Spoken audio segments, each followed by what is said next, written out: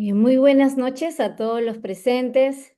Sean bienvenidos a este webinar organizado por la Universidad Wiener del programa de posgrado del doctorado en educación. En esta oportunidad reciban el especial saludo de nuestro rector, el doctor Alberto Bejarano Heredia, y también de nuestra directora de posgrado y segundas especialidades, la doctora Samantha López.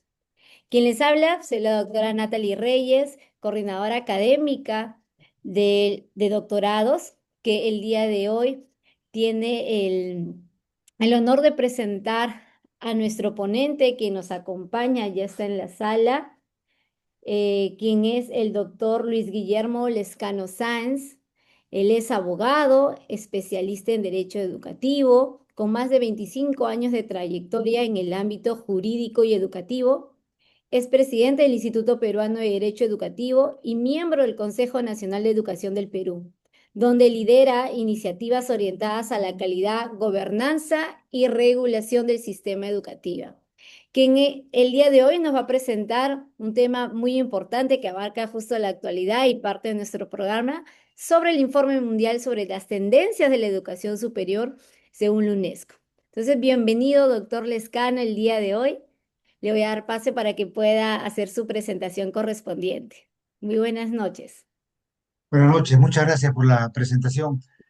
Saludo a todos ustedes, los que están aquí presentes en este espacio de manera virtual, por interesarse en este webinar que nace por iniciativa de la universidad, eh, específicamente para que puedan ustedes advertir algunos temas importantes que en su momento se abordarán con más detalle en el doctorado que se está ofreciendo.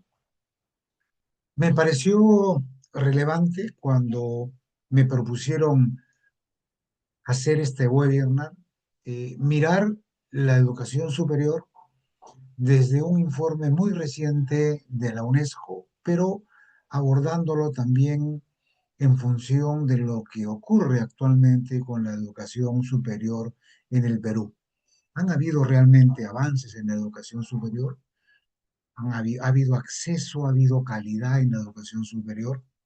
Creo que la mirada que les voy a presentar, creo que es pertinente que ustedes sepan que es una mirada producto de un acercamiento muy directo que tengo desde las universidades. Yo tengo vinculación con una asociación de universidades denominada FIPES, en la que se encuentran 15 universidades del Perú, la, la mayoría de ellas asociativas y societarias, que han tenido un desarrollo muy importante en cuanto a acceso en la educación superior. Y esto se debe además por una situación que había en la educación superior y que le voy a explicar brevemente. Creo que esta explicación, antes de seguir con la siguiente lámina, acaba siendo de relevancia para entender cómo estábamos en la educación superior, cómo estamos en la educación superior, cómo nos mira UNESCO globalmente y cómo dentro de ese panorama global está la educación superior en Perú. Yo soy optimista por naturaleza y les informo, por ejemplo, que hubo un ranking muy importante, el QS, Quacquarelli y Simons de Londres, que cada año nos invita a mirar cuáles son los resultados de la educación superior en los distintos países del mundo. Y por primera vez, una universidad peruana ha entrado al ranking de las top 10 de Latinoamérica. Latinoamérica durante varios años, yo vengo siguiendo los rankings, no porque sean los 10 mandamientos en la educación superior, sino porque de alguna manera nos da una mirada de cómo está avanzando la educación superior en Latinoamérica. Nuestra educación, la nuestra, la peruana, hay que siempre mirarla en función de lo que se hace en la región, de lo que se hace a nivel mundial. ¿Y por qué la diferencia? ¿Qué cosa ocurre? ¿Por qué, por ejemplo, las universidades del sudeste asiático, con un componente marcadamente tecnológico, están ingresando a los rankings? cosa que no ocurría antes. Universidades de China, universidades de Singapur están ya en los puestos 11, 13, 14 a nivel mundial, un ranking mundial que ha estado siendo dominado y hasta ahora sobre todo por universidades del hemisferio norte.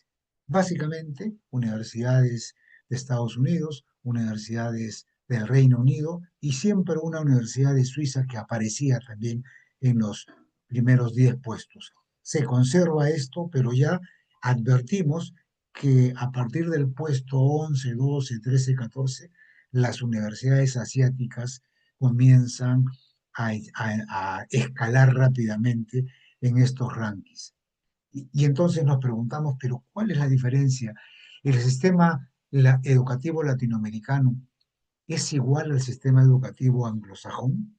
¿Es igual al sistema educativo de los países del sudeste asiático o de lo que ocurre en los países del África subsahariana, aquella África, digamos, del centro hacia abajo, más atrasada? Qué cosa es lo que miran ellos de distinto de lo que nosotros estamos mirando en Latinoamérica? Y esto creo que hay que señalarlo porque puede explicar muchas cosas respecto de los avances de la educación superior. Los sistemas anglosajones, Reino Unido, Estados Unidos, son sistemas que fundamentalmente han mirado mucho el tema de la investigación, incluyendo sistema europeo, mucho el tema de la academia, la investigación, abierto, digamos, con un acceso a recursos y a fundaciones y a empresas importantes que aportan dinero y permiten que haya habido crecimientos importantes alrededor de un tema que es el de la investigación. Los países del sudeste asiático, más bien, en los últimos años, yo diría que a partir de este siglo, han crecido considerablemente por ese énfasis que le han puesto a la tecnología. Muchísima tecnología. Producto además de lo que han ido trabajando desde sus industrias, las grandes corporaciones que ya conocemos que existen en cuestiones de tecnología, también han tenido una influencia en la educación y por tanto, por ejemplo, cuando el 2020, en el mes de marzo, se nos vino la pandemia, fue este sistema, el de sudeste asiático, fundamentalmente el que reaccionó casi sin ningún problema y continuaron las actividades educativas porque ya tenían instalado en sus estructuras las plataformas tecnológicas y a docentes familiarizados con el tema de tecnología. No digo, no digo que la tecnología, que ya está instalada también a nivel mundial, incluyendo Latinoamérica, no digo que sea el factor más importante. No, no, no digo que sea tampoco el propósito. Digo que es una herramienta, un instrumento que han utilizado los sistemas educativos del Asia, básicamente sudeste asiático, para poder crecer en la educación superior, lo que se refleja en los rankings. Los rankings tienen distintas medidas, distintos indicadores, unos con más énfasis en la educación, patentes, otros con más énfasis, por ejemplo, en la profesionalización, mirando la conexión con el empleo. Y en el sistema latinoamericano, nosotros venimos arrastrando, lamentablemente, venimos arrastrando un sistema fundamentalmente burocrático estatal que hemos heredado en Latinoamérica de los gritos de la reforma de Córdoba, como se le llamaba a ese movimiento que nace de los estudiantes en Córdoba, en Argentina, en el año 1918. Ya pasaron más de 100 años y esos mismos principios que nacen de la reforma de Córdoba los seguimos todavía conservando en la educación superior de Latinoamérica, fundamentalmente la pública, en donde el desarrollo de la actividad, la gobernanza de los sistemas universitarios están fundamentalmente mirados desde unas estructuras asambleístas, participan los estudiantes, con el tercio estudiantil participan los docentes, participan las autoridades, en fin, una serie de actores al interior de la universidad pública y de algunas privadas asociativas antiguas que tenemos específicamente en el Perú, y reconocidas inclusive por el sistema, por el prestigio que conservan estas universidades privadas más antiguas que pertenecen al consorcio, pero que tienen una estructura asambleísta que no necesariamente provocan decisiones y resultados que favorecen y direccionan respecto de lo que se requiere con la educación superior y sobre todo las públicas, porque tienen sistemas burocráticos que tampoco están adecuados con esas tendencias de rapidez en los programas que van cambiando constantemente. Si algo caracteriza a la educación superior de nuestros tiempos es la continuidad, los cambios de los programas producto de las tecnologías. Lo que se enseña en el año 2026 no es lo que se debe enseñar en el año 2030. Y la respuesta de las universidades requiere agilidad. Y la agilidad requiere gobernanza que permita que se tomen decisiones, que vayan retirándose programas que ya no tienen sentido, que ya no ayudan a los estudiantes a un empleo que se requiere a nivel nacional, a nivel regional y a nivel mundial, sino a programas que se vayan actualizando. Por eso, una gran reflexión en la educación superior actual a nivel mundial es universidades, sean de investigación, sean de profesionalización, sean de la diversidad que se considere, no se olviden, no se olviden que la educación descansa sobre dos principios fundamentales. El derecho a la educación, que está contenido en la Declaración Universal de Derechos Humanos, que es una declaración que nuestra Constitución, la peruana, incorpora en su jerarquía constitucional. Se dice expresamente con claridad que la Declaración Universal forma parte de la Constitución a ese nivel y además de alcance y de aplicación obligatoria. Esa Declaración de Derechos Humanos eh, indica que son principios educativos que conforman el derecho a la educación, la libertad de enseñanza y el derecho a elegir educación de preferencia.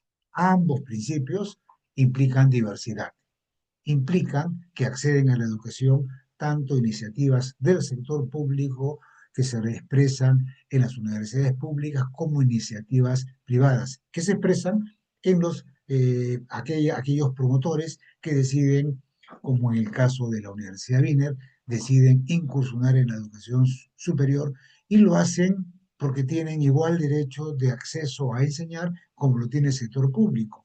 Un, un, un gran concepto que se maneja equivocadamente y que ahora ya se ha demostrado que en virtud de los principios precisamente de libertad de enseñanza y elegir la educación de preferencia es la mirada equivocada que se ha tenido a la educación como un servicio público. Si entendemos como servicio público aquel que solo le corresponde brindar al Estado, entonces es un concepto que choca frontalmente con los principios de la educación a los que me acabo de referir, porque la libertad de enseñanza es eso. No dice, no dice una educación que solamente corresponda de manera exclusiva y excluyente brindar al Estado. No, no, habla de libertad de enseñanza. Y para poder ejercer ese otro principio conformado por el derecho a elegir la educación de preferencia. Educación de preferencia implica que haya diversidad de presentaciones. Entonces, la educación se debe mirar de esa manera, con esos dos principios, y cualquier discusión que ocurra después tiene que respetar esos principios. Es cierto que las universidades pasan por un proceso de licenciamiento, de autorización, de verificación de condiciones básicas de calidad en el Perú, y es necesario que así sea porque son requisitos que se tienen que cumplir. Esto se explica muy fácilmente con un ejemplo que siempre repito. Si yo decido colocar un restaurante en Jesús María, entonces acudiré a la autoridad de Jesús María para que me dé la licencia. Pero acudir a la autoridad para que me dé la licencia significa que la autoridad me está concediendo a mí el derecho a poder instalar un restaurante. No, no, yo ya por la iniciativa privada y por la libertad de empresa, yo puedo hacerlo. Por supuesto que puedo hacerlo, pero por una cuestión de orden y una cuestión de cumplimiento de requisitos, acudo a la autoridad para que me diga, ok, tú tienes que acreditarme que tienes un local, tienes que acreditarme que tienes mozos preparados, tienes que acreditarme que tienes mesas y yo te voy a dar la licencia. Pero la calidad de los alimentos que se brinden en ese restaurante, esa calidad no va a estar en la licencia que me va a dar la municipalidad, va a estar en el desarrollo de la actividad, en el ejercicio de la libertad de enseñanza. Entonces, esos requisitos, así como los que han tenido que cumplir para pasar las condiciones básicas para funcionar ante la SUNEDU, las universidades, son requisitos que ordenan que deben de ser cumplidos, pero que no implican que el Estado esté delegando su atribución, su exclusivo derecho, que no lo tiene, de enseñar a privados. El derecho es el mismo. Es importante eso tener en cuenta porque son conceptos que si no los manejamos adecuadamente, luego marcamos una diferencia y se establecen en lo sucesivo disposiciones o marcos regulatorios que hacen entender o harían entender que la educación es un monopolio estatal, lo cual es equivocado.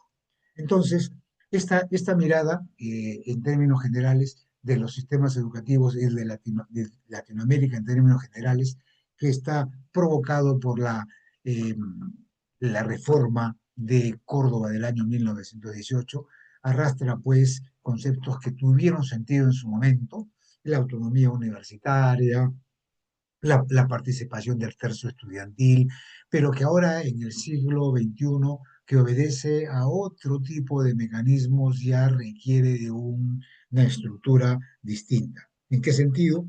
Que ya esa estructura asambleísta, esa estructura eh, rígida, burocrática, no sirve para la educación actual.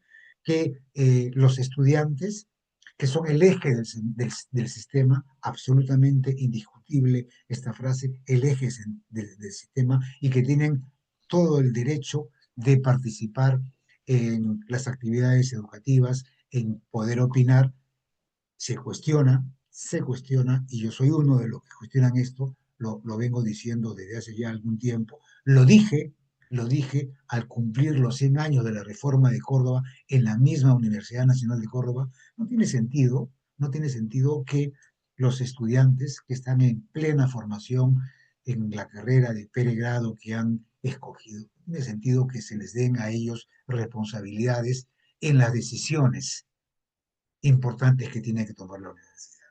Al contrario, se les perjudica porque no tienen las atribuciones ni la formación y asumir ese tipo de responsabilidades cuando están en pleno tránsito formativo y muchos inclusive con inseguridades en continuar la carrera que han escogido, darle atribuciones para tomar decisiones en los destinos de la universidad es ni más ni menos como pretender colocar a un practicante en un directorio de cualquier empresa para que en ese directorio tome decisiones. El practicante no está para sentarse en un directorio, está para formarse, está para poder tener los principios de las universidades, para poder crecer, para poder madurar, generar esas competencias transversales que tienen que ver con el criterio, con el sentido común, con el pensamiento crítico.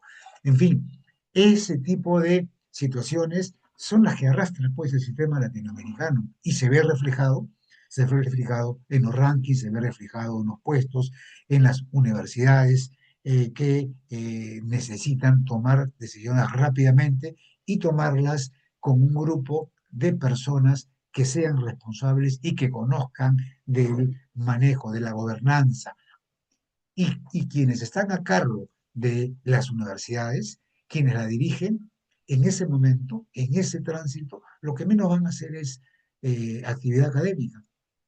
Lo que van a hacer es gestionar, dirigir una corporación educativa, y cuando hablo de corporación me refiero a una organización que tiene una serie de aspectos, uno de ellos es la academia, el tema pedagógico que es muy importante, es el corazón, pero no es el único, hay temas que tienen que ver con el personal administrativo, con el personal docente, con la infraestructura, con las decisiones que te toman, el relacionamiento con las autoridades, eso no tiene nada de académico. Y entonces allí vienen los problemas porque esa gobernanza falla. Y al fallar, se nota en el acceso, se nota en el crecimiento, y entonces ocurre lo que tenemos en Perú en este momento y que se se vio con mucha claridad en los años 90. Mucha gente no sabe, y lo comparto con ustedes, que en el año 1995, Perú pasaba por una situación complicada, ustedes recordarán, digamos, acababa de pasar toda la época del terrorismo y por tanto todas las actividades estaban afectadas, incluyendo las actividades educativas. Pero en el año 1995, la UNESCO, perdón, la UNESCO no fue, el Banco Mundial, ese mismo banco donde ahora está trabajando en el área educativa, dirigiéndola además con bastante éxito, el exministro de Educación del Perú, Saavedra, el que provocó la reforma universitaria y la SUNEDU y que logró que salieran del sistema, se expulsaran del sistema cerca de 50 universidades que no tenían, no debieron haber ingresado nunca al sistema universitario. Hubo un saneamiento que se le debe reconocer a esa gestión y también algunas falencias, como por ejemplo que no se advirtió, no se tuvo una visión estratégica de lo que iba a ocurrir con el cuarto millón de estudiantes que estaban en esas casi 50 universidades que salieron y el Estado debió prever qué hacía con esos estudiantes, ¿no? Y en cambio enviaron mensajes en ese momento diciéndole a esos estudiantes cuyas universidades estaban saliendo por no acceder al licenciamiento, es decir, no haber evidenciado condiciones para funcionar, le decían, no te preocupes y tú concluye en la universidad, van a haber 2 años, tú termina, que te voy a reconocer el título. O sea, el sistema estatal peruano le decía al estudiante afectado, tú te voy a reconocer tu título de una universidad que estoy expulsándola del sistema educativo, del sistema universitario. Absurdo completamente. Pero me quedo yo con el saneamiento que se produjo y que limpió el sistema universitario.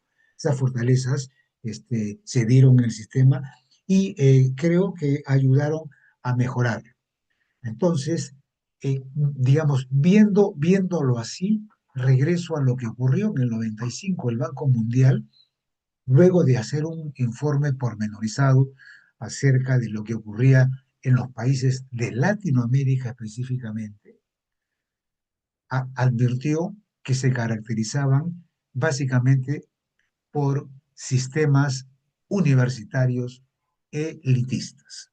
Elitistas en el caso de las universidades públicas porque solamente podían ingresar un grupo pequeño de los que postulaban.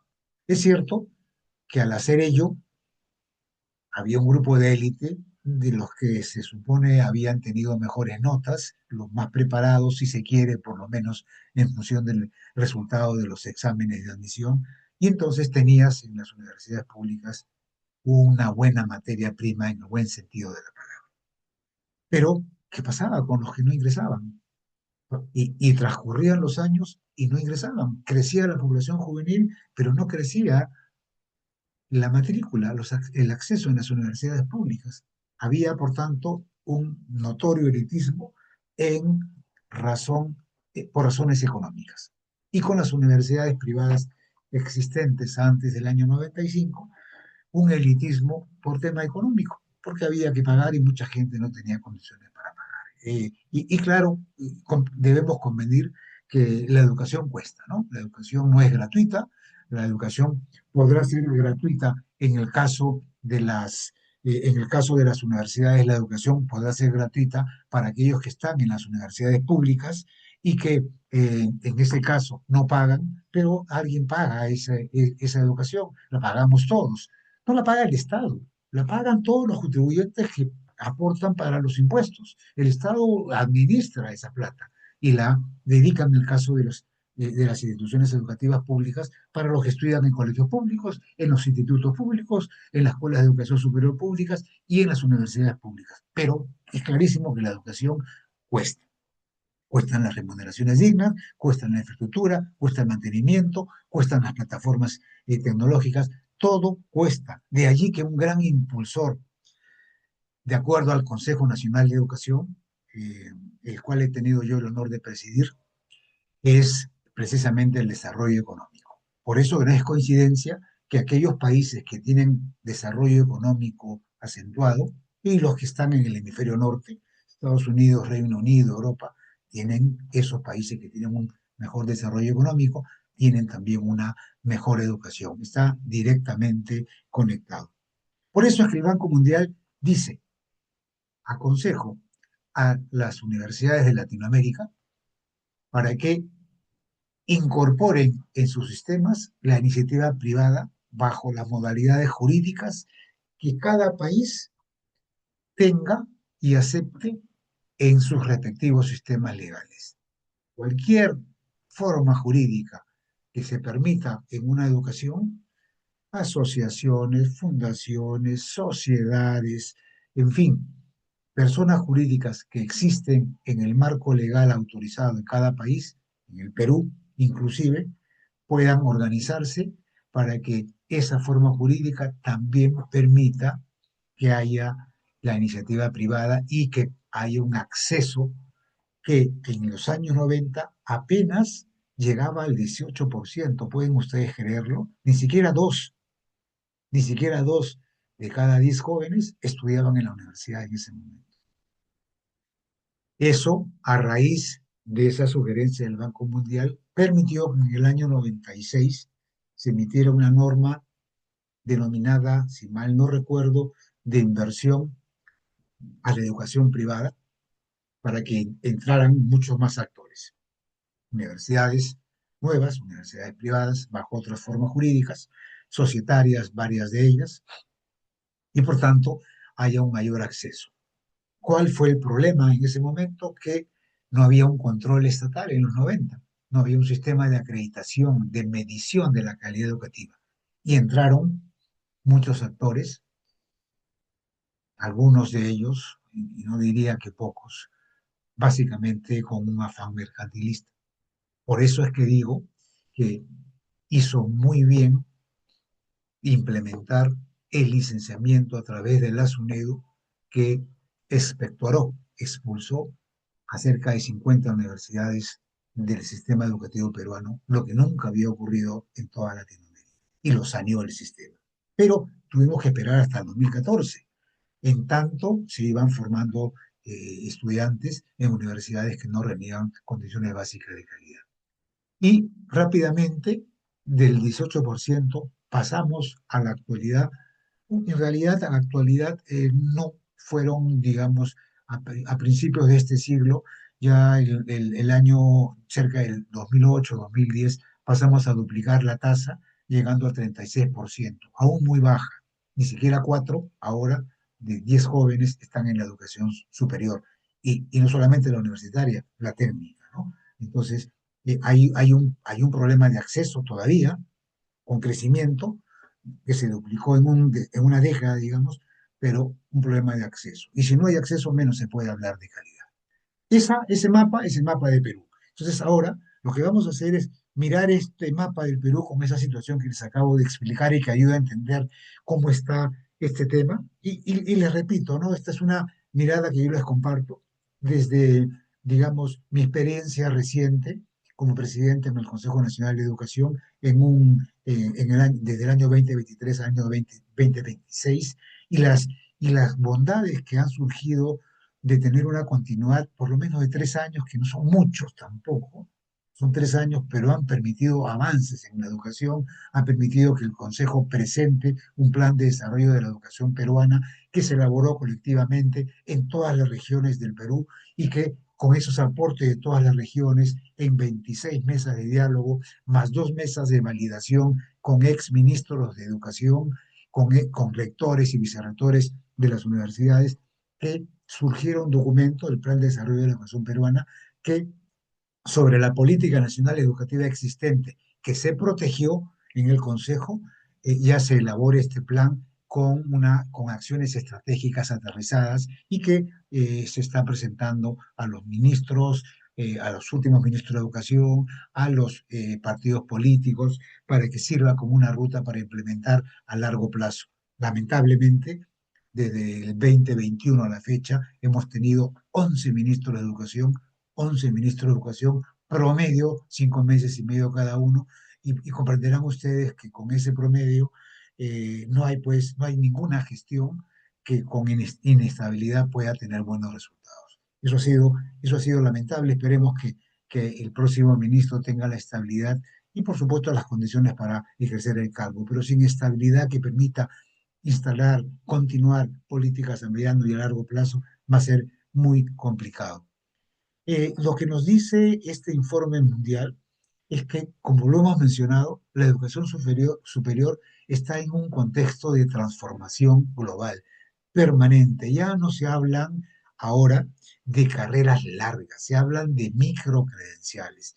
Este doctorado de 3 años va a permitir que ustedes conozcan que efectivamente en los principales sistemas de educación en el mundo se mira ya con una mayor agilidad las nuevas, digamos, los nuevos programas de formación, ¿no?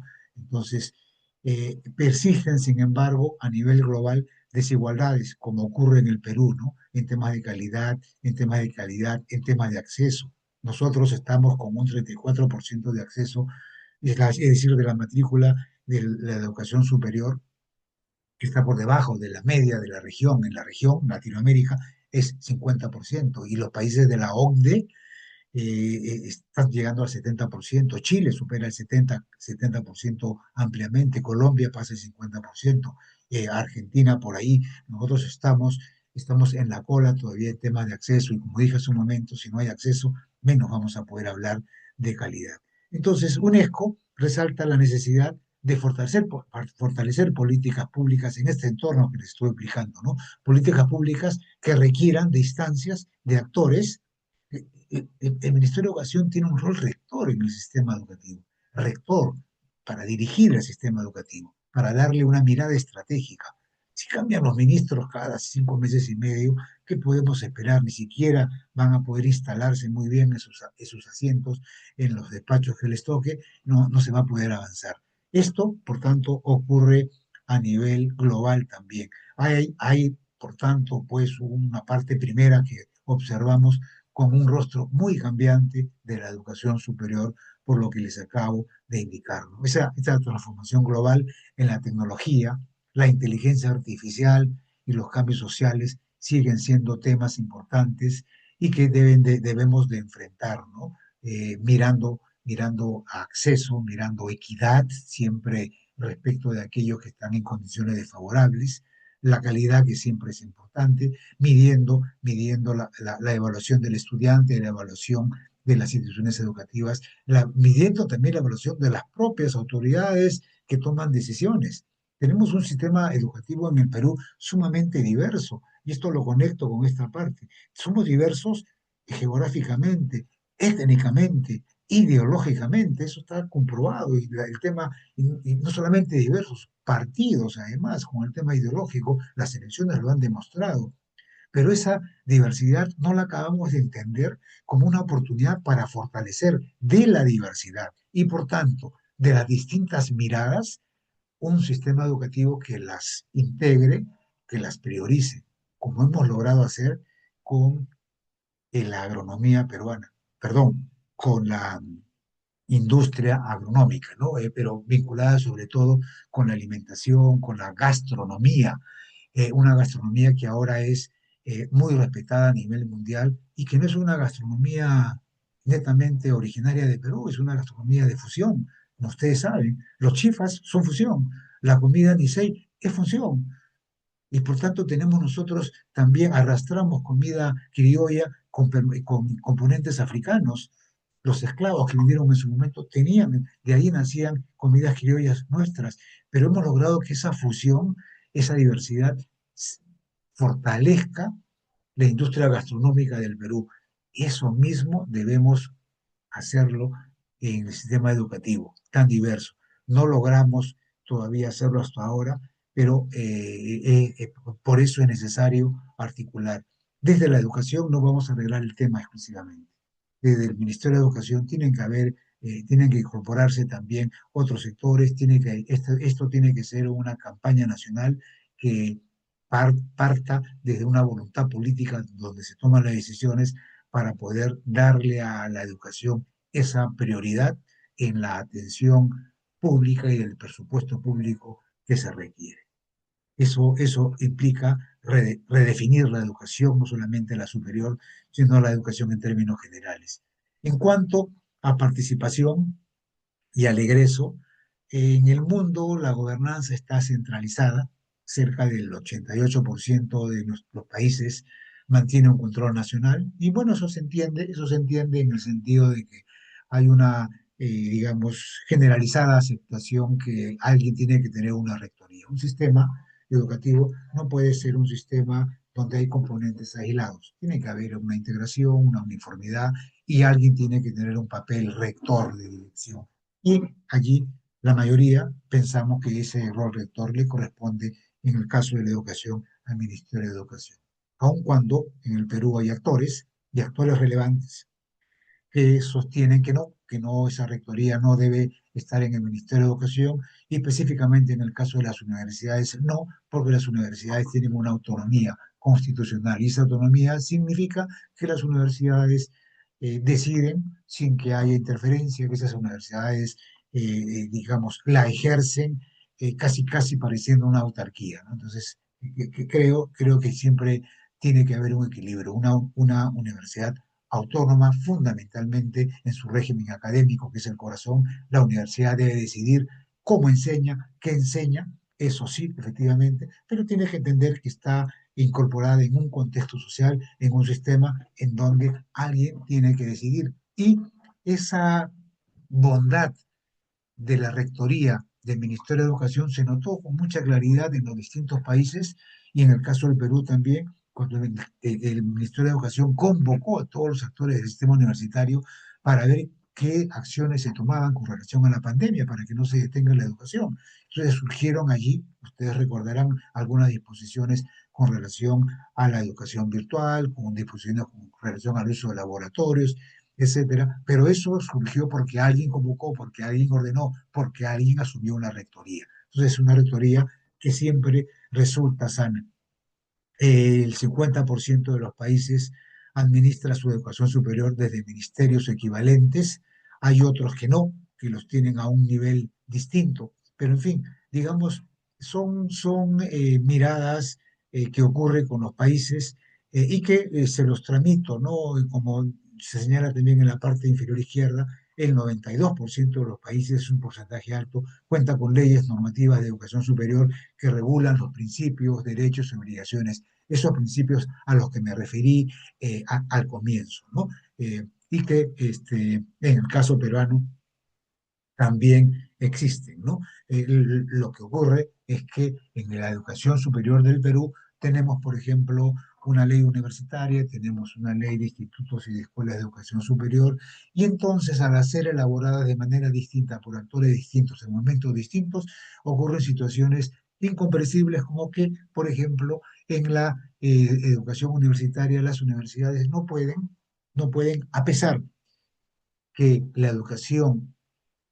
y su evaluación y su crecimiento, su avance se mide por los créditos, que como saben ustedes, los teóricos equivalen a 16 horas de estudios y 32 de prácticas. Esos créditos así medidos son los que miden la continuidad y los avances en la educación superior. Pero no, para las universidades, la ley universitaria dice, eso no interesa, lo que interesa es que las carreras tengan una duración mínima de 5 años. Absurdo, pues, porque yo puedo, como universidad, reunir esos créditos en mucho menor tiempo, enseñando, por ejemplo, los famosos 3 ciclos al año, y yo tener una carrera en menos tiempo, 4 años, 4 años y medio, que además está conectada con lo que el estudiante quiere en menos tiempo, acceder al empleo.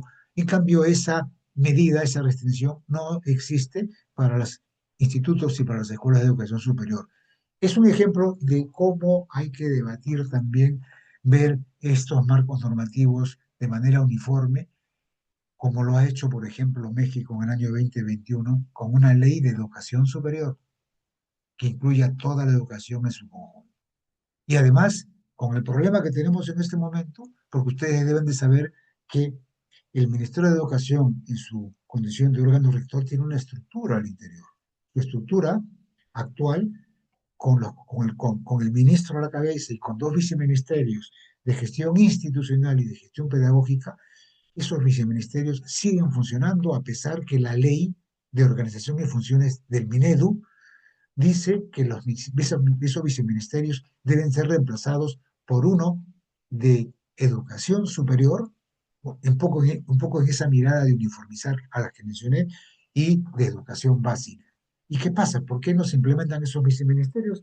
Porque hasta ahora, desde el 2021 a la fecha, ningún ministro de Educación que ha pasado ha abordado el problema y ha provocado que se debata. Ok, estamos de acuerdo en que los viceministerios cambien, que haya uno de base y uno superior. ¿Estamos de acuerdo? Debatámoslo, pues, hablemos.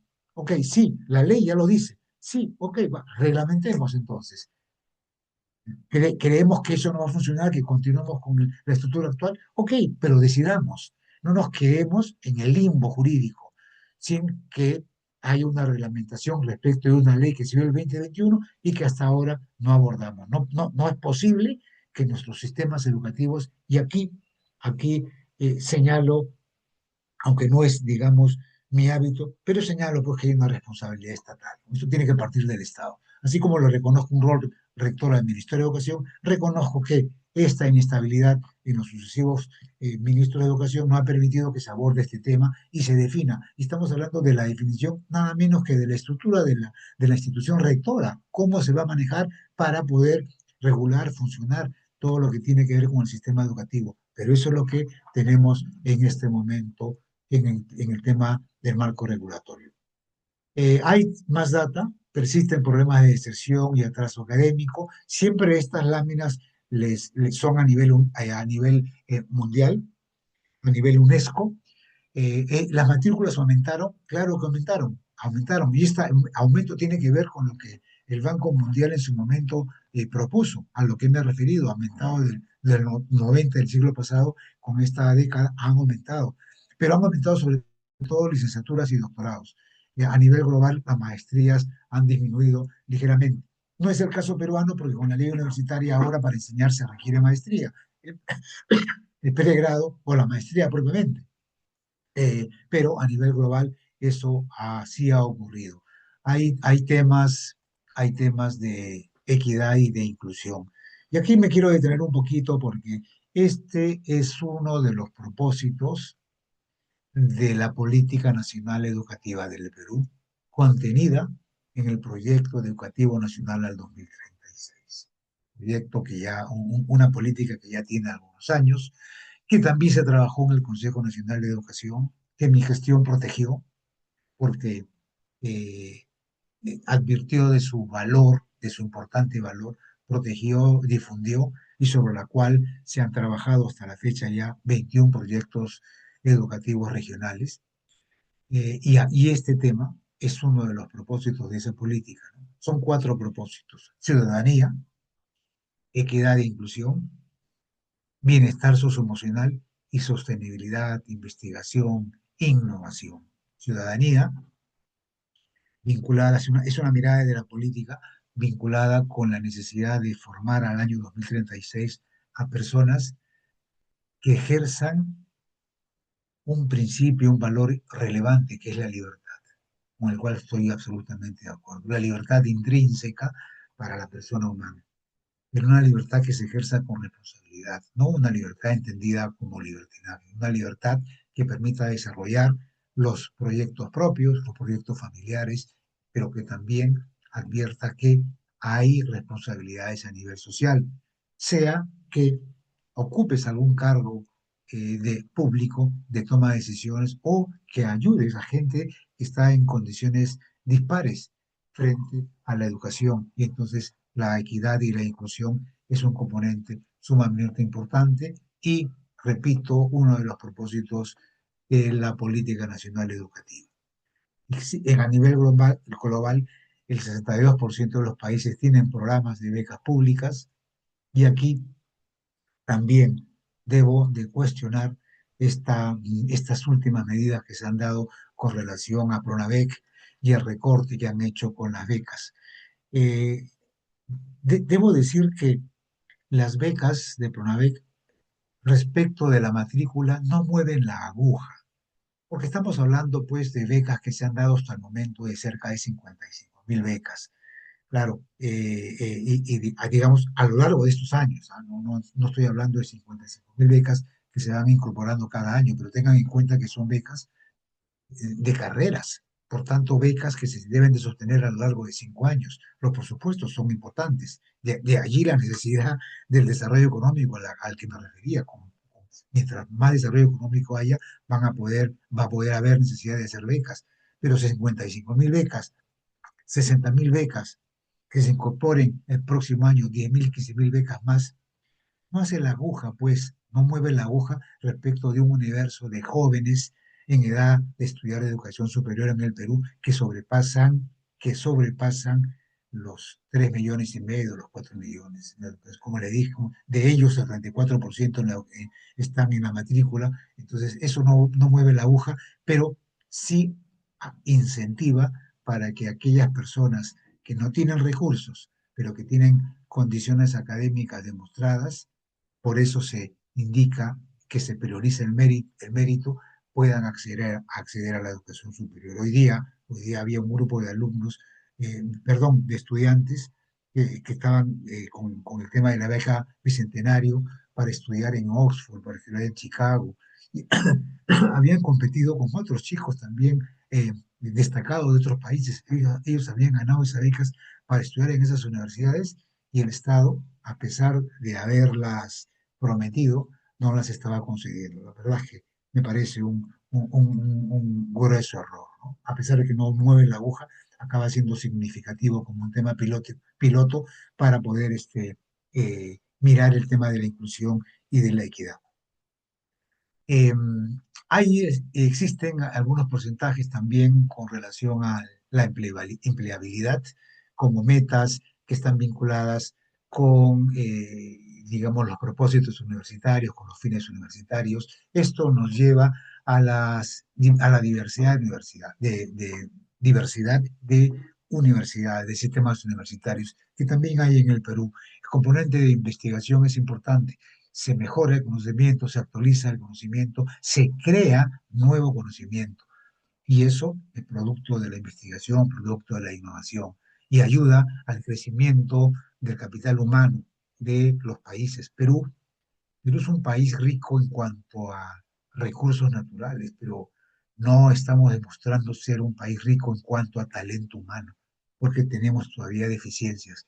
Y el talento humano, fundamentalmente, aun cuando, digamos, se forma desde la educación inicial, primaria y secundaria, el talento humano, que es el que va a rápidamente a incidir en la productividad y competitividad del país, es el que está en la educación superior. Si tenemos una educación superior con esa tasa de matrícula deudora, y con esa calidad que todavía necesita de mucha mayor fortaleza, evidentemente no podemos decir que somos ricos en personas. Somos ricos en recursos, pero no ricos en personas. Por tanto, eso implica que la administración de esos recursos no tengan, más allá de la exploración, de la exportación, no tengan valor añadido, que es lo que cuesta, que es ese aporte humano con tecnología que hace que el producto inicial sea un producto cambiado, transformado, manufacturado, que le dé un valor importante a la riqueza que tenemos como país. Asia y el Pacífico concentran la mayor cantidad de países con objetivos generales de inclusión. América Latina y el Caribe, más bien destacamos políticas de género y políticas de cuotas, ¿no? Cuotas vinculadas con el género, con la discriminación. Vamos a continuar con el tema de gobernanza y marcos legislativos. Ya hemos hablado también de cómo la gobernanza, en el caso de las universidades públicas, radica fundamentalmente en un pilar, en una columna, que es la columna académica. Me refiero a la columna académica porque el rector es un profesor principal, no necesariamente el rector de una universidad pública. Estamos hablando de los sistemas universitarios y del Perú en particular, no necesariamente tiene esas capacidades, esas competencias para dirigir, mirar con estrategia un rectorado, ¿no? Ahí lo que menos se hace es un tema académico. Las universidades privadas tienen una columna académica y tienen una columna gerencial que hace que se vea de manera más íntegra y se visione la administración de las universidades de otra manera, ¿no? Eh, hay datos como que el 50% de los países administra la educación superior desde ministerios equivalentes, pero hay otros países en el África que no se manejan desde ministerios, no tienen ese rango ministerial y están en otras instituciones de menor rango y por tanto eso también influye en digamos, en la calidad y en el acceso. En el caso de los países africanos, apenas están llegando al 10% alrededor en el tema de acceso a la educación superior, solamente 10%, uno de cada 10. Y como les dije anteriormente, comprenderán que si hay esa tasa de acceso tan inferior, menos se puede hablar de calidad respecto del universo de los jóvenes. También tenemos información que indica que más del 90% de los países permite la existencia de instituciones privadas de educación superior, más del 90% de los países. Latinoamérica es un caso particular. En Latinoamérica ya la matrícula de la educación superior privada supera a la matrícula de la educación pública. Cerca del 55% de las universidades privadas en Latinoamérica atienden la educación superior frente al 45% restante. Y en el caso de Perú y Brasil es absolutamente notorio. Ambos tienen un sistema de educación superior universitario en donde el 75% aproximadamente está atendido por la iniciativa privada. Las 48 universidades públicas que existen en el Perú tienen alrededor de 320.000 estudiantes, 330.000 estudiantes. Hace 10 años que no se mueve esa cifra. La educación privada en el Perú pasó de tener hace 10 años aproximadamente una cantidad similar, 320.000, y ahora está cerca de 1.400.000 aproximadamente. Uno reúne a dos o tres universidades privadas licenciadas actualmente y esas dos, tres universidades tienen toda la matrícula de la educación. Eso, eso tiene varios mensajes, eso tiene que ver con la gobernanza, eso tiene que ver con la reforma de Córdoba, eso tiene que ver con darle una mirada especial a las universidades públicas. Yo soy abogado sanmarquino, durante mucho tiempo me costó mucho ingresar a San Marcos en su momento, les confieso que 2 noches, y esto siempre lo comento porque refleja el elitismo al que me referí al inicio. 2 noches tuve que dormir literalmente en la calle, sentado con muchísima gente, solo para postular a San Marcos. Entonces, son situaciones pues que han permanecido en el tiempo y que ya para para resolver problemas del siglo XXI no necesitamos universidades que se hayan estancado en el tiempo. Son universidades que tienen que actualizarse, modernizarse. Y creo, en ese sentido, digamos, con esa alimentación que tenemos de una universidad pública, la necesidad de que tengan una atención especial de parte del Ministerio de Educación. El 67% de los países reconoce la autonomía universitaria, aunque esto no siempre se refleja en la práctica. En el Perú, yo creo que sí hay una autonomía universitaria, sobre todo en la dimensión de la autonomía académica, que se cumple muy bien.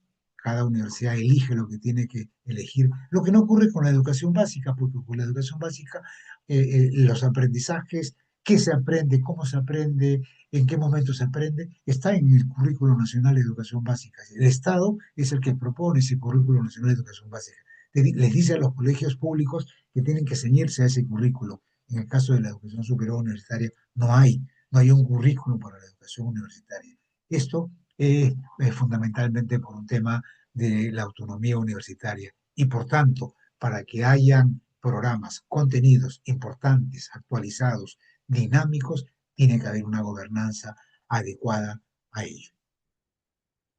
Hablar del aseguramiento de la calidad, en esta imagen se habla de un aseguramiento externo, es hablar de un pilar importante en la educación superior universitaria, es hablar de la evaluación, cómo se evalúan, cómo se autoevalúan las universidades a nivel global. Se dice que el 88% de los países exige la creación de agencias nacionales de aseguramiento de calidad. Es un porcentaje importante. Nosotros tenemos al CINEACE, que es la agencia nacional, y que es precisamente el Sistema Nacional de Evaluación, Acreditación y Certificación de la Calidad Educativa. El CNEACE tiene tres operadores, uno para universidades, para mirar la calidad educativa de las universidades a través de procesos por los cuales deben de pasar, se llama el CONEAU, uno para institutos y escuelas, que se llama el CONEACES, y otro para educación básica, que se llama el IPEBA. Por tanto, Perú tiene su Agencia Nacional de Aseguramiento de Calidad. Entramos en la región muy tarde, entramos en el año 2006, este siglo recién. Estas agencias ya existían en la propia región, en Latinoamérica, desde el siglo pasado, fines del siglo pasado. Nosotros hemos entrado con retraso y además con cierto olvido de parte del Estado, que no supo al momento de instalar el licenciamiento con la SUNEDU, que es otra entidad, para poder verificar condiciones básicas de calidad. Mientras eso ocurría, el CNEA se pasó por una etapa de letargo que hace ya poco, hace un año, un par de años quizá, ha comenzado a dinamizarse, porque como ya concluyó el licenciamiento, ahora las universidades están mirando la acreditación. Y la calidad educativa está más relacionada con la acreditación a través del CINEASE o de agencias internacionales de aseguramiento de la calidad, que las hay, que con el licenciamiento. Tú al licenciamiento entras para verificar condiciones para funcionar. A los procesos de acreditación entras para mejorar la calidad educativa. La diferencia es que involucra a toda la comunidad educativa, involucra hacer mejoras en los procesos, mejoras en los sistemas, mejoras en el servicio, mejoras en la atención. Eso eleva la calidad educativa, y aquí está el aseguramiento de la calidad. Es externo cuando el Sistema Nacional de CINEASE está a cargo del proceso, o agencias acreditadoras internacionales a cargo del proceso, un proceso que tiene etapas: autoevaluación, la propia universidad se mira en un espejo y respecto de estándares se indica qué cosa es lo que está viendo en ese espejo, qué le falta, qué cumple, para luego tener una evaluación ya de externa, en la que le dicen: estas son las cosas que tú tienes que mejorar con los estándares", y vas creciendo e instalando la cultura de mejora de la calidad educativa.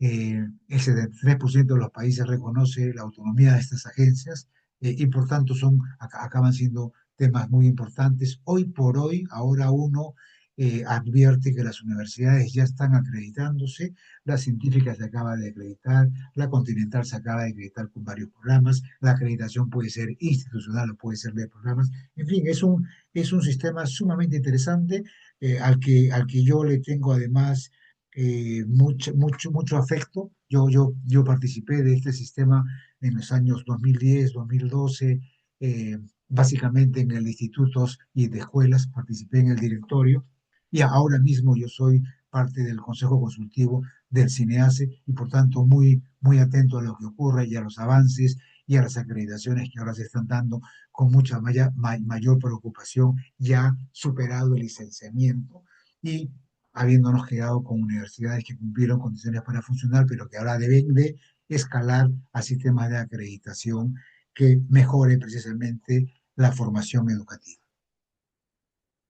América y Latina ahora están apuntando a la internacionalización.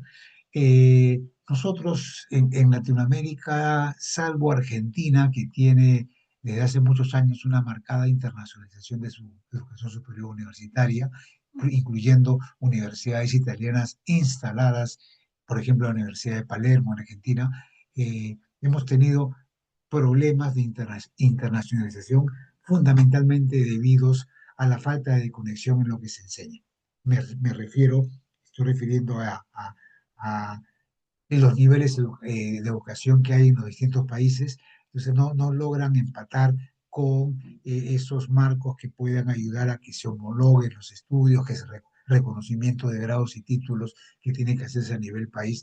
No logramos superar eso, lo que sí lo han hecho exitosamente los países europeos, para lo cual ayudó la Comunidad Económica Europea. Ahora es perfectamente posible que un estudiante de Europa francés comience estudios en Francia, pase a Italia a seguir estudiando y luego termine en Alemania y tenga, por supuesto, un marco muy amplio, globalizado, todo en una carrera de pregrado universitaria. Son las universidades europeas que todavía nosotros no podemos realizar, pero que permiten que esos estudiantes de esos países tengan una marcada internacionalización ayudada por la Comunidad Económica Europea. El África subsahariana siempre está a la saga, también en el aseguramiento de calidad, avanzan de manera muy lenta, faltan recursos, tiene relación también con la pobreza que existe en esa parte centro-sur del continente africano. La parte superior, Marruecos, Egipto, en fin, tienen un nivel superior, pero la parte central e inferior todavía arrastran problemas que como verán siempre están vinculados con la pobreza económica. Por tanto, el aseguramiento de calidad pues, es fundamental para el reconocimiento nacional e internacional de títulos y grados. Una universidad que está acreditada tiene muchas mayores posibilidades para que sus estudiantes puedan migrar y hacer posgrados en otros lugares. El financiamiento de la educación superior a nivel global en el año 2022 se advierte que el gasto público representó en promedio el 0,8 del PBI, o Producto Bruto Interno, ¿no? En América del Norte, Europa Occidental también 0,44%, en Asia Central, en fin. Eh, pero claro, hablar del Producto Bruto Interno es hablar de aquello que produce el país en un año determinado y los gastos que usualmente ocurren en ese año, cuál es el producto efectivamente, ¿no? Entonces, la legislación peruana, la Constitución, habla de tener un 6% mínimo de, digamos, presupuesto dedicado a la educación del Producto Bruto Interno. No llegamos a ese porcentaje, pero lo importante no es tanto ese 6%, la cifra de 6, es importante que exista crecimiento económico para que el porcentaje efectivamente crezca. Tener 6% de 100 no es igual a tener 6% de 1000. Entonces, otra vez, el desarrollo económico tiene mucho que ver con el financiamiento y el financiamiento en la educación superior universitaria es muy distinto en las universidades públicas que en las universidades privadas. Las universidades públicas, y esto desde que tengo uso de razón, siempre han reclamado presupuestos, siempre reclaman montos para pagar a sus docentes, siempre hay huelgas, siempre hay problemas por el tema presupuestal, por el crecimiento, por las nuevas vacantes, etcétera, etcétera. Con la educación privada, en realidad la iniciativa privada, más allá de las becas, que como hemos dicho, no mueven la aguja, más allá de esas becas, lo que hacen en el caso de beca 18 es que los estudiantes elijan la universidad que desean y la mayor parte de elección va dirigida a las universidades privadas. Es lo que eligen los estudiantes en este momento. Eh, eso también significa que el financiamiento desde el Estado para las universidades públicas es prácticamente inexistente, salvo el tema de becadismo. Es la propia iniciativa privada la que crece, la que crece con los resultados, con las pensiones y los resultados del aumento de la matrícula. Por eso que ustedes podrán haber advertido, en el caso de la Wiener, como ahora tiene locales en otros lugares de la ciudad, porque es un crecimiento en el acceso que permite que hayan estas inversiones con miradas y con gestión administrativa y de dirección que permite ese crecimiento. Eso no es posible en las universidades públicas, al contrario, tienen un problema y debo decirles a ustedes, debo compartir con ustedes, lo hice hace una hora en otro evento que tuve, pero debo de señalar y mostrar mi rechazo y observar lo que está haciendo la comisión actual del Congreso de la República en el caso de las universidades. están creando, existen 48 universidades públicas en este momento, están creando 60 universidades públicas más, porque las ciudades, porque los pueblos quieren tener una universidad y se olvidan que esos recursos, esas iniciativas con falta de técnica, lo que hacen es empeorar la educación pública porque tienes un grupo de 48 universidades que están requiriendo ser fortalecidas. Es como, es como tener una familia con 3 hijos y pretender tener dos más, 5 hijos, cuando a estos 3 primeros no les doy alimentación adecuada, educación adecuada, vivienda adecuada. Es irresponsable, por tanto, querer tener 2 hijos más, porque me lo están pidiendo.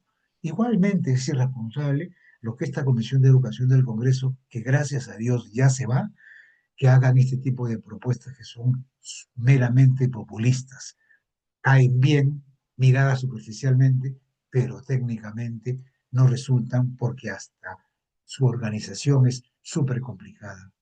Reforcemos, pongamos universidades filiales, San Marcos en provincias, la UNI en provincias, donde se requieran carreras de ingeniería, a esas provincias me voy. San Marcos, la Universidad de San Antonio de Abad del Cusco, las emblemáticas de Arequipa, crear filiales, crear sucursales, fortalecerlas, las universidades públicas, y no crear y diseminar los presupuestos para que todas tengan los problemas económicos que siempre han tenido.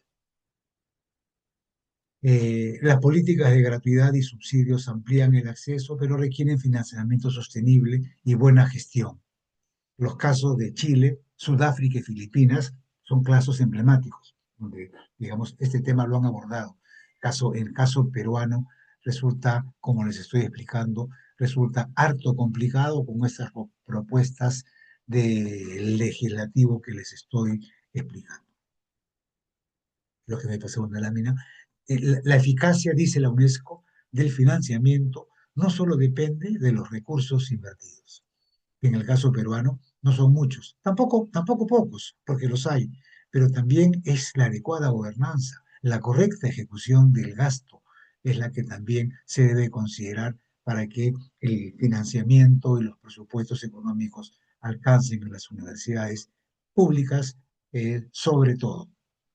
En cuanto a la transformación digital e inteligencia artificial en la educación superior, cada vez, cada vez es mayor o son mayores las voces de los expertos que señalan que efectivamente la digitalización es una prioridad.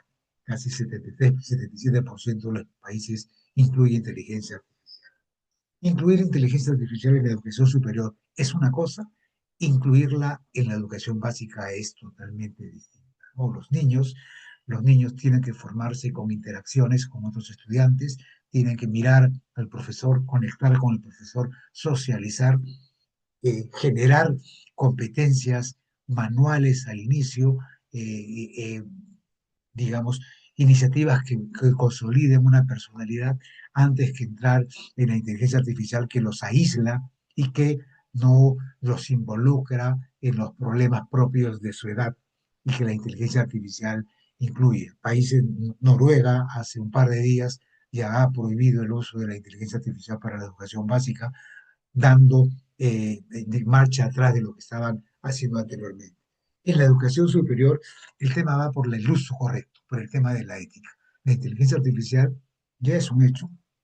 La educación presencial está dando espacio a una educación semipresencial, a una educación a distancia, ya reguladas en el sistema de educación peruano, requieren de plataformas correctas, adecuadas, que cada vez se perfeccionan mejor con el tiempo, porque son tecnologías que van creciendo y se van alimentando, pero hay que tener presente siempre que la inteligencia artificial no digamos, no genera en el estudiante de educación superior pensamientos críticos, digamos, temas de trabajo solidarios, temas que tienen que ver con la naturaleza humana, sino son básicamente datos que ayudan a tener solución de problemas rápidamente, pero para que se utilice eso hay que tener conocimiento, no solo de la inteligencia artificial, sino conocimiento del tema que se está abordando o por el que se está acudiendo a la inteligencia artificial.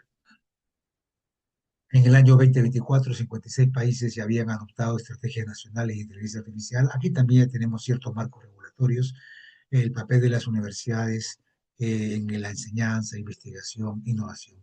es importante, sí, es inevitable también, pero el uso adecuado, el uso regulado, el uso normado, otra vez el equilibrio acaba siendo sumamente importante para la transformación digital con sentido, ¿no? Con sentido humano. Ya vamos terminando.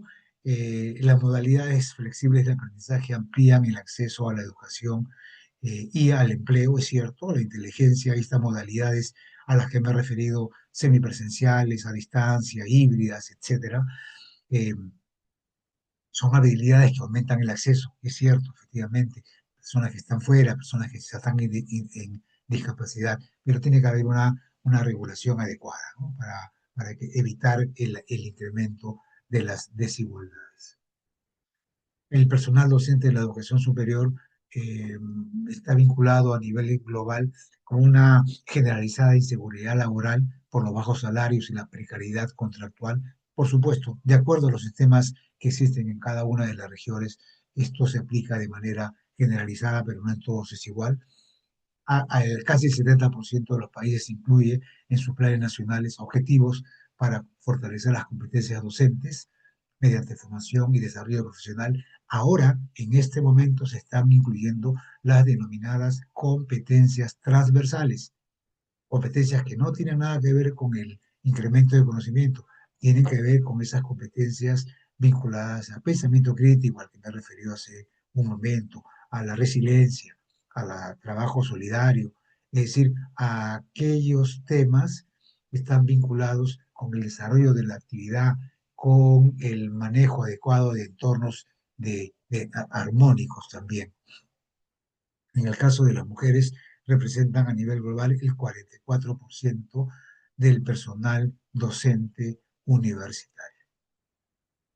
La brecha de género persiste en las áreas STEM, estas áreas vinculadas con la ciencia, con la tecnología, con las artes, con las matemáticas. Apenas un tercio está en temas de investigación. Esto se resalta para que haya un equilibrio mayor.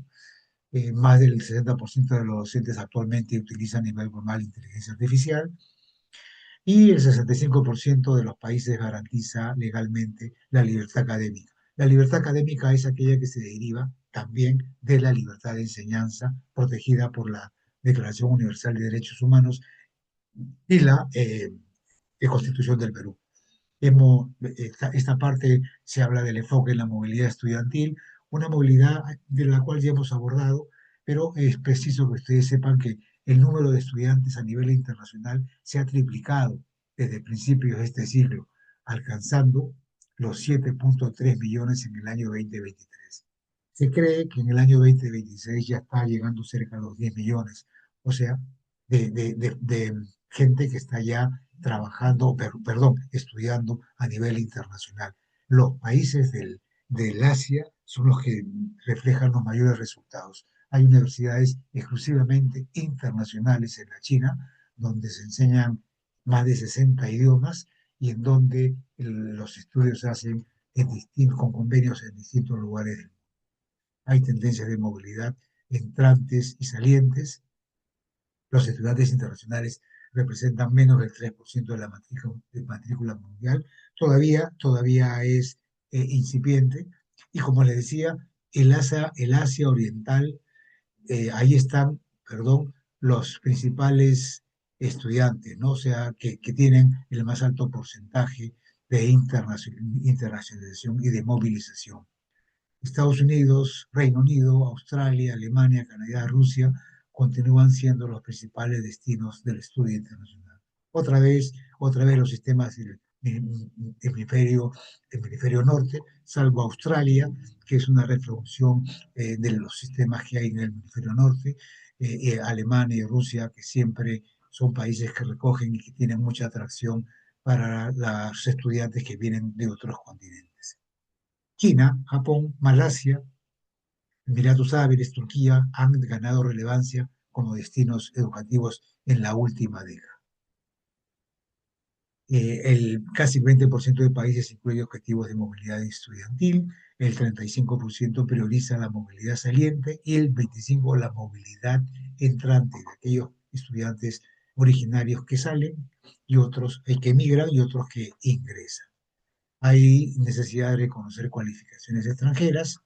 Existe una relación entre la participación en espacios subregionales de cooperación y adopción de políticas de reconocimiento y cualificaciones. Esto tiene que ver además con lo que hemos mencionado de la internacionalización y la necesidad de establecer marcos que uniformicen y permitan esa internacionalización en países que ahora, inclusive al interior de América Latina, muestran distintos niveles de formación o de avance en la educación superior. Hay convenios regionales, proveen mucha movilidad académica. Yo les comento que ahora los países de Rusia y de China están sumamente agresivos, en el buen sentido de la palabra, si lo entendemos como conectarse con los sistemas educativos de Latinoamérica. Hay muchos, hace poco me tocó estar en Santiago de Chile, fue todo un grupo de universidades rusas para ofrecer intercambios estudiantiles, estudios del idioma ruso, interesados en llevar estudiantes hacia allá, sobre todo en llevar estudiantes hacia allá, instalando oficinas ya en distintos países de Perú. China, China con una política que es sistemática, ¿no? No solamente de inversión en actividades de la industria, el puerto de Chancay, por ejemplo, sino ya están viniendo delegaciones chinas también ofreciendo becas para tener una conexión directa con ellos. Yo creo que hay que ser siempre abierto, pero mirar con cuidado, ¿no? ¿Cuáles son, digamos, los propósitos educativos en el fondo, tratándose de culturas diferentes y de lo que queremos respecto de la internacionalización y de la dirección que le queremos dar a los componentes de formación de nuestros estudiantes. Sobre este tema de las personas refugiadas y desplazados, no me voy a referir, UNESCO lo hace, y me voy a ir ya acabando con el tema de las conclusiones y panorama futuro. La educación superior hemos visto enfrenta pues retos, ¿no? Para alcanzar los objetivos de inclusión, de calidad educativa, que está en los objetivos de desarrollo sostenible, básicamente en el 4. Son varios objetivos, 17 objetivos de desarrollo sostenible. Uno de esos tiene que ver con la inclusión y calidad educativa. Y aunque el acceso ha aumentado, persisten brechas en la permanencia y combinación de estudios que hay que mirar. Mucho se mide, digamos, la matrícula de aquellos que están estudiando, pero hay que medir el porcentaje de estudiantes que terminan, que concluyen los estudios, que no dejan los estudios en el camino, porque son ellos precisamente los que van a formar ese talento humano que va a promover y potenciar la productividad y competitividad del país. Hay que mejorar la equidad, mejorar la gobernanza, lo hemos dicho, garantizar un financiamiento sostenible, promover la transformación digital con un uso responsable de la inteligencia artificial. Resaltamos la importancia de fortalecer al personal docente. Siempre el personal docente es un factor importante, un eje importante en el sistema, en todos los sistemas educativos. Hay que facilitar el reconocimiento de cualificaciones y consolidar sistemas de información sólidos para diseñar políticas públicas basadas con evidencia. Es lo que hemos intentado trabajar en el Consejo Nacional de Educación en estos 3 últimos años, que son fundamentales, ¿no? Para construir sistemas de educación superior inclusivos, resilientes y preparados para resolver los problemas del futuro. Gracias, disculpen si me he extendido un poco, si los he aburrido, pero gracias por su atención. Espero que esta presentación les haya dado un marco referencial de lo que ocurre en la educación superior a nivel global y a nivel de nuestro querido Perú. Muchísimas gracias. Gracias, doctor Lescano. Tenemos más bien una pregunta en el chat por parte del doctorando Emigdio, donde menciona si se puede utilizar un sistema por competencias en base a condiciones y habilidades individuales capacidades, estableciendo un manejo adecuado de la población universitaria, ya que no todos pueden ser universitarios y necesitamos técnicos especializados. Esa es una excelente pregunta. Eh, Estaba intentando, no sé si lo he conseguido. Ya dejé de compartir, ¿no es cierto? Ya, esa es una excelente pregunta porque tiene que ver con un desafío del Perú. Efectivamente, eh, ya, ya estamos abordando, ya lo aborda. Muchas gracias, Raquel, por tu comentario. Ya se está abordando la educación en el Perú, no solamente como aquella educación que sale del aspecto formal.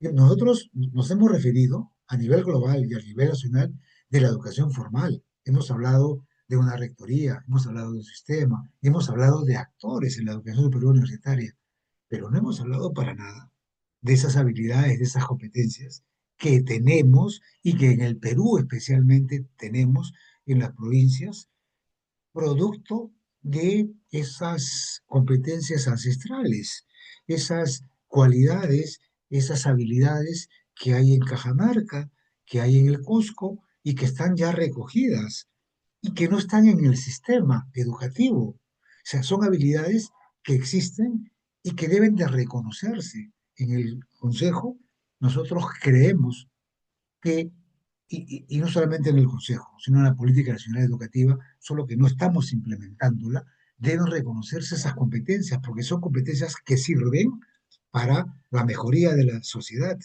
Entonces, tener, por ejemplo, me refiero, tener la certificación de alguien en Cajamarca que de manera ancestral ha recogido toda esa técnica, por ejemplo, para el cuidado del ganado, para el tratamiento del ganado lechero, desde que los crían, cómo los alimentan.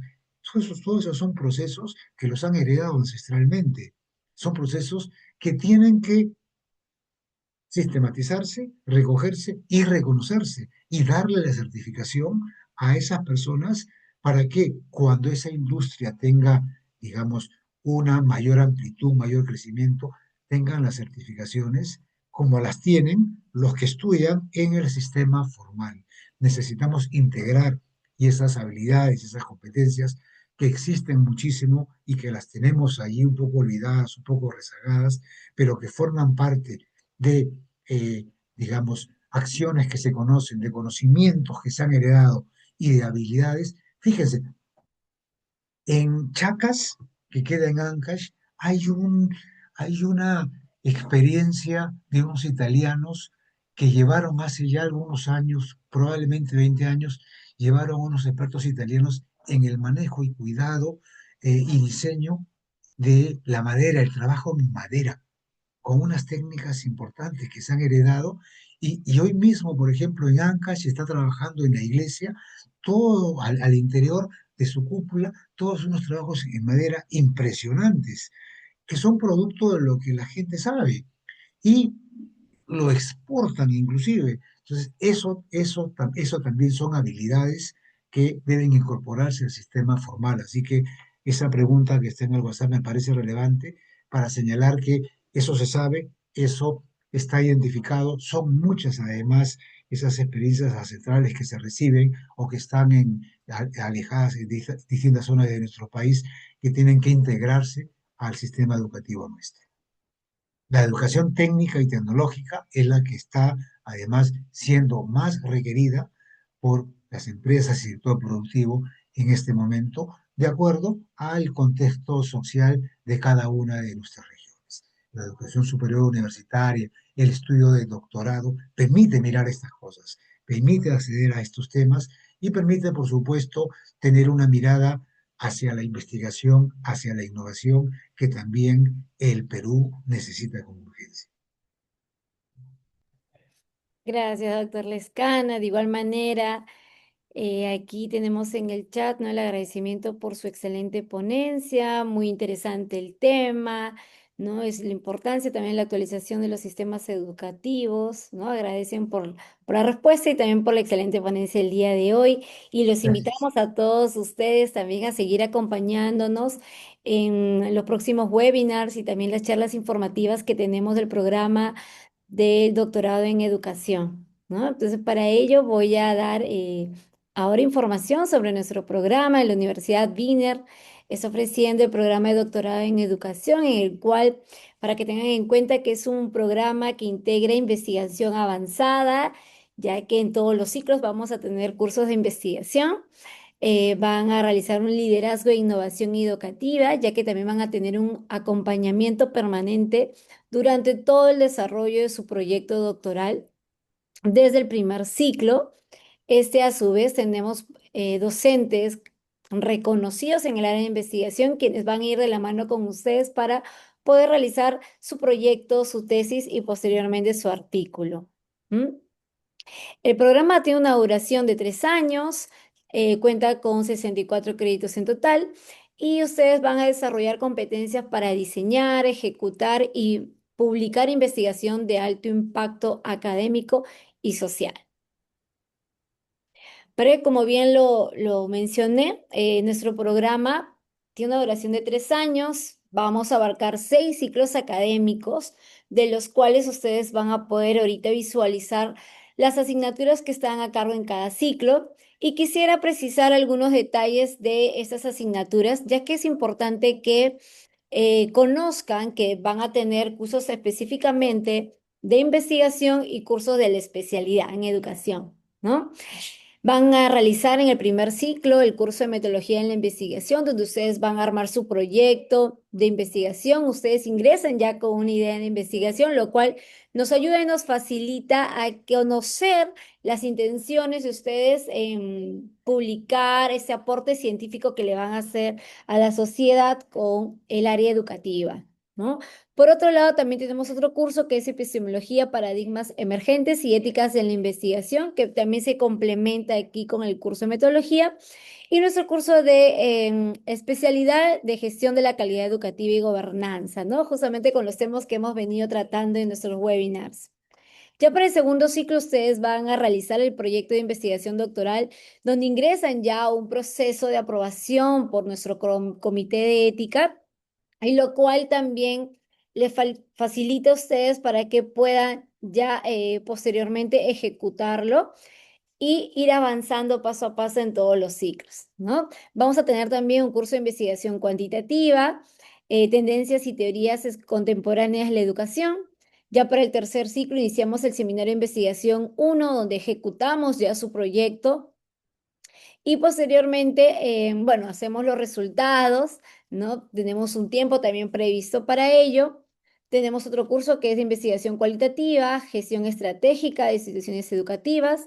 En el cuarto ciclo tenemos el curso de seminario de investigación 2, donde ya redactamos, según nuestro esquema de la Universidad Wiener, nuestra tesis, ¿sí? Ya habiendo tenido nuestros resultados, vamos a poder hacer nuestra discusión, nuestras conclusiones.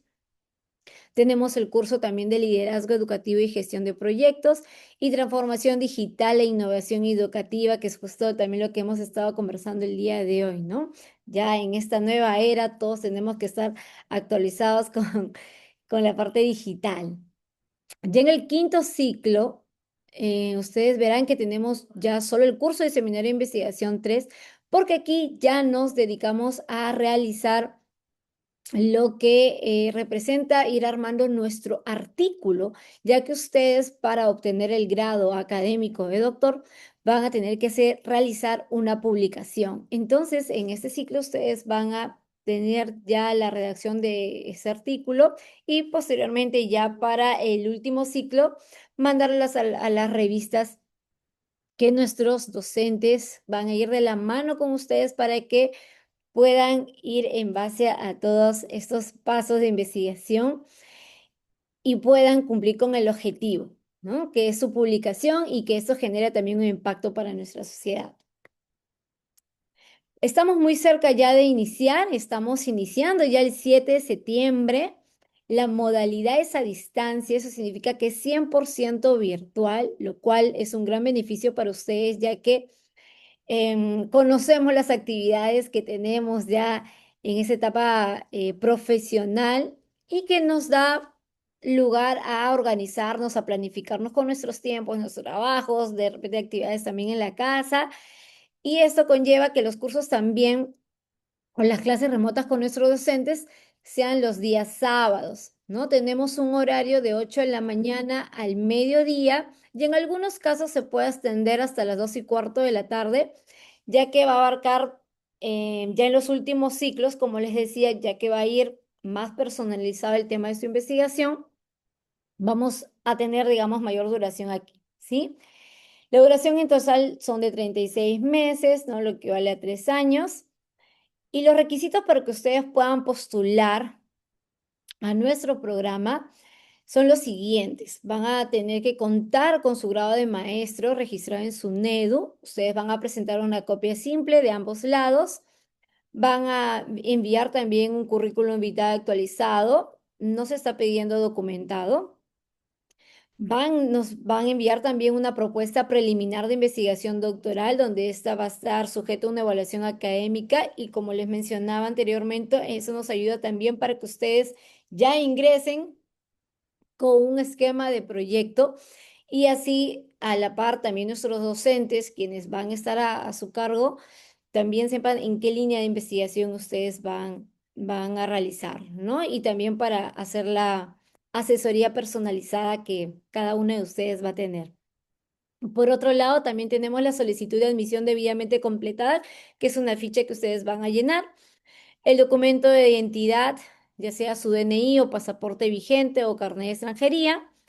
El pago por derecho de admisión, que son 300 soles. Fotografías digitales según las especificaciones que se brinda como el fondo de color blanco, ¿no?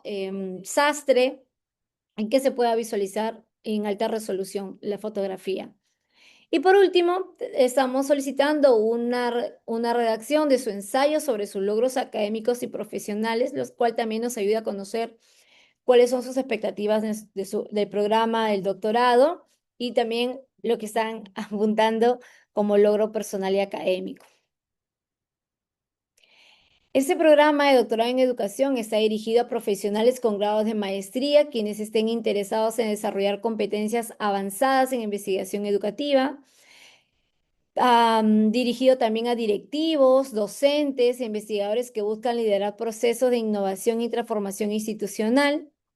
Profesionales interesados en el diseño de evaluación y gestión de políticas educativas con enfoque estratégico. Y lo bueno aquí es que tenemos ya una diversidad de profesionales de distintas áreas, ingenieros, arquitectos, enfermeros, odontólogos, médicos, abogados, que están interesados en la educación, ¿sí? Y bueno, eso está también diseñado para los especialistas que también desean fortalecer su capacidad de producción científica y generación de conocimiento de alto impacto, ya que nuestro doctorado está enfocado justamente a esta línea de investigación. ¿Cómo vas a obtener el grado? O aquí en la Universidad Norbert Wiener, la universidad va a otorgar el grado de doctor en educación y este va a ser reconocido por su NEDU. Para ello también hay ciertos requisitos que se cumplen para el proceso de titulación. Y por otro lado, antes de que ustedes obtengan su grado, durante sus estudios, van a recibir dos certificaciones progresivas, ¿no? Que esto va a permitir también validar los conocimientos de una manera progresiva y va a también servir para aplicarlos ya sea en su entorno laboral o profesional, ¿no? Como experiencia también. Y estas dos certificaciones es Diplomado en Investigación, Gobernanza y Desarrollo Educativo Sostenible. Y la siguiente certificación que ustedes tendrían es el Diplomado en Investigación, Innovación y Liderazgo Educativo. Ok, Diana, perfecto. Antes de pasar con con tu pregunta, voy a mencionar el tema de los horarios. Los horarios son los días sábados de 8 de la mañana al mediodía, solo que a partir del tercer ciclo, en algunas jornadas, Este tiempo se extiende hasta las 2:15 de la tarde, pero no va a ser en todos los ciclos, ¿sí? ¿Por qué se va a extender? Porque tenemos ya un curso en el cual su curso de investigación, que el seminario de investigación uno abarca mucho más tiempo por el tema de el desarrollo de su trabajo de investigación y la asesoría personalizada que también tienen con su docente. Entonces, como ahí va a haber un gran espacio de repente que ustedes tengan dudas, preguntas con el docente, esto va a abarcar un poco más, ¿sí? Espero con ello haber respondido tu pregunta, Diana, para seguir con lo que lograrías al completar el doctorado en nuestra Universidad Norbert Wiener. Una de ellas va a ser generar investigación científica y original. Justamente como ven, nuestra malla curricular está basada netamente en esta línea de investigación durante el primer ciclo hasta el último ciclo, donde ustedes van a diseñar, ejecutar investigaciones con rigor metodológico, un enfoque interdisciplinario y van a aportar conocimientos nuevos al campo de la educación.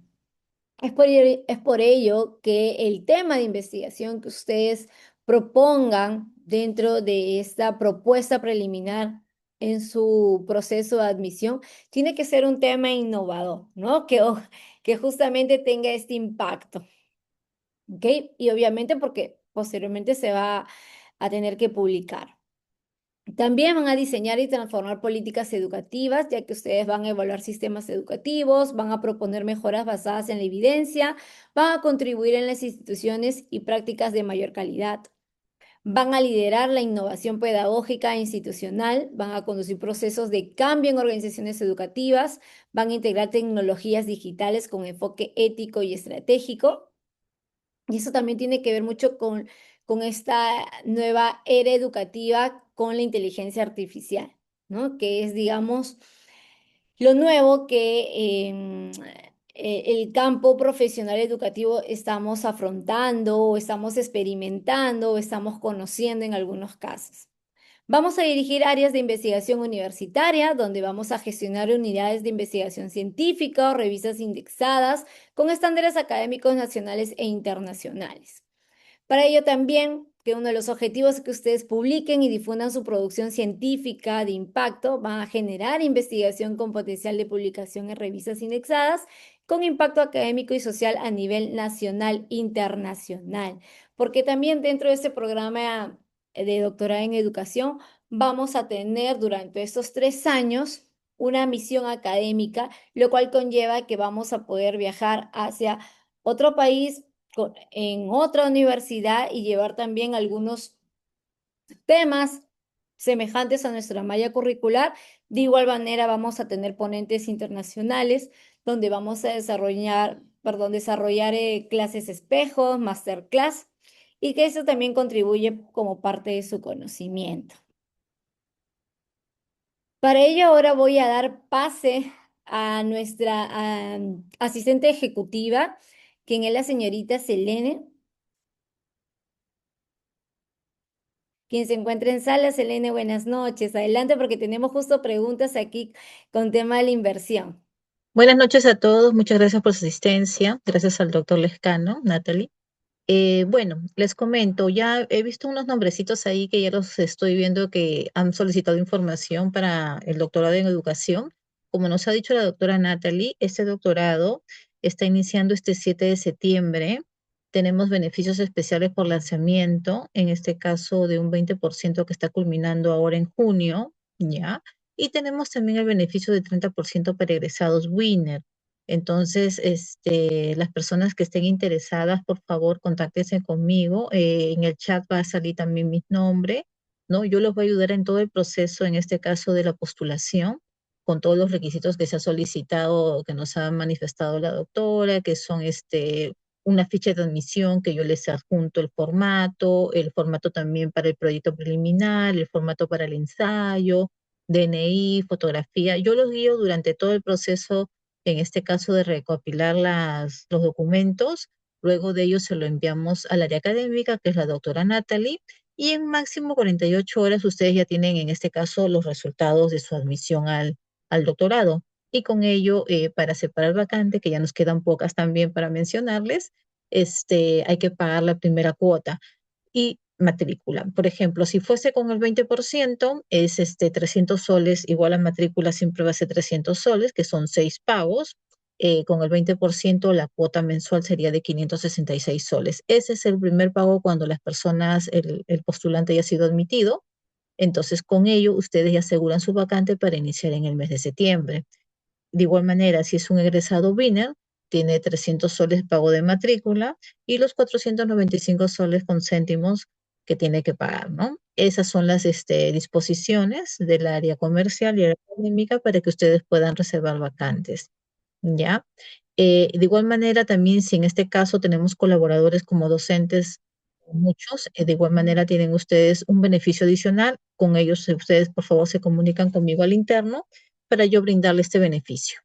No sé si por ahí tienen ustedes algún tipo de consulta en cuanto al tema de la inversión o de repente a la documentación, por favor.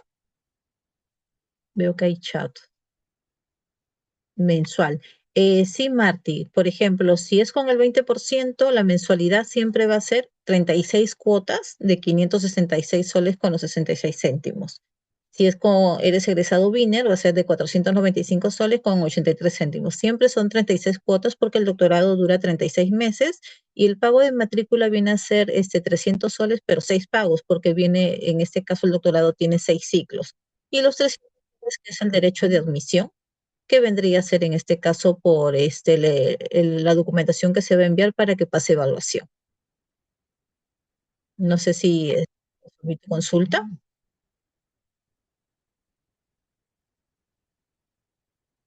¿Alguna otra pregunta por ahí?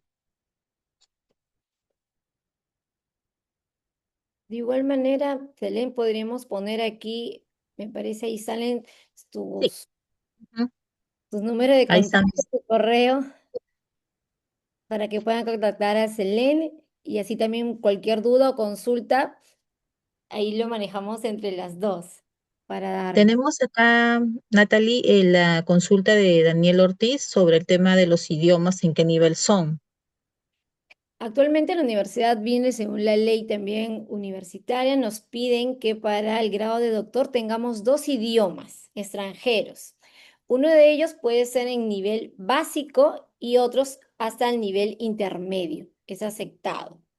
Previo a ello, Daniel, te comento que si tú ya has estudiado algún idioma extranjero, esto va a pasar por una evaluación por nuestro centro de idiomas, la Universidad Wiener, para validar tus estudios de idiomas, ¿no? Y de igual manera, en nuestra inducción como doctorandos, vas a poder ya conocer si tus certificados ya son validados para la obtención de tu grado. Ujú. De igual manera, siempre vamos a estar en contacto. Lo bueno, como les mencionaba, ustedes van a tener un acompañamiento de mi parte como coordinadora. Es como estar en contacto con cada uno de ustedes sobre si hubiera alguna duda, consulta en la parte académica y también vamos a tener asesorías con nuestros docentes de investigación, ¿no? Que van a ir de la mano. Claro, Daniel. Ujú. En la mayoría de los casos, sí, puedes ya tener un idioma, ujú, y ese tendría que ser validado. ¿Tienen algo? Tenemos otra pregunta de Irene, que nos dice, ¿los estudios de idioma de la Universidad Norbert Wiener tienen algún tiempo de vigencia?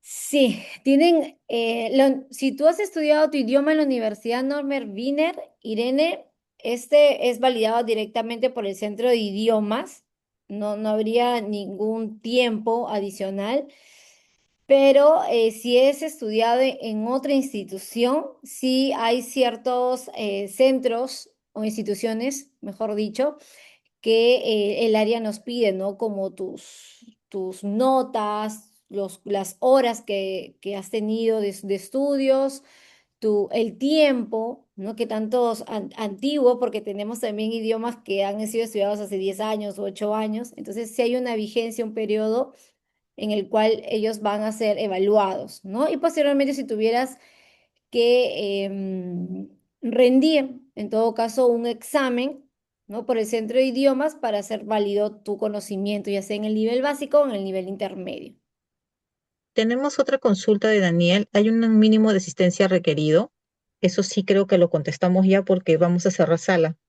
Sí, nosotros tenemos, bueno, en realidad, según nuestro reglamento, tienes que tener una asistencia que solo son los días sábados que vas a tener clases, ¿no? De 8 de la mañana al mediodía, en algunas jornadas hasta las 2 y cuarto, pero en el caso que tuvieras alguna inasistencia, esta puede ser justificada también, ¿no? Vía por el docente, vía por la coordinación. Y de igual manera, el porcentaje mínimo que te está pidiendo la universidad es que tú tengas un 75% de asistencia, ¿sí?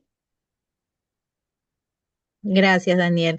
Bueno, muchas gracias, pues, en este caso por haberse conectado, haber participado de este webinar y cualquier consulta, por favor, ahí tiene mi número de contacto, mi correo electrónico para yo poder resolverles consultas. En este caso también me dirijo con la doctora Natalie si son consultas más académicas. Muchas gracias. Buenas noches. Gracias, Ellen. Solo voy a contestar la última pregunta del doctor Jiménez. Presenciales. Nuestro programa es 100% virtual, 100% virtual. Entonces, ahí, si hubiera alguna actividad presencial, sí, bueno, que sería nuestra graduación. O en alguna inducción que podríamos tener, también se avisa con tiempo porque entendemos que hay muchos postulantes que están por alrededor del Perú y también por el extranjero. Entonces, sí, se avisa con mucho tiempo para que puedan asistir. Más bien agradecemos el tiempo y los esperamos en los próximos webinars y las charlas informativas para mayor información. Muchísimas Muchas gracias y que tengan buenas muy noches. buenas noches con todos.